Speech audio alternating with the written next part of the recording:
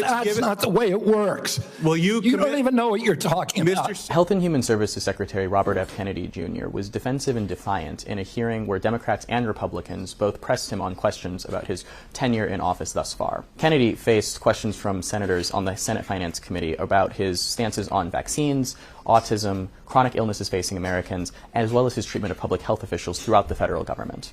Kennedy pushed back on claims that he did not know what he was doing or that he was supporting conspiracy theorists in office, and also faced intense questions from senators such as Senator John Barrasso and Bill Cassidy, both Republicans and medical doctors, who expressed concerns that Kennedy was violating certain oaths that he'd made to them about his stances on vaccines. Safe, proven vaccines like measles, like hepatitis B and others could be in jeopardy.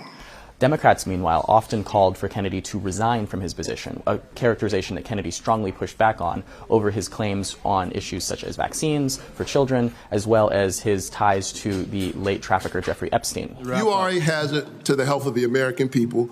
I think that you ought to resign. The controversy of the hearing underscores a turmoil and changes that have gone on inside of federal health agencies such as the CDC and HHS broadly. Democrats and Republicans, as well as RFK Jr. himself, made multiple appeals and references to the one person who would be able to fire Kennedy, President Donald Trump.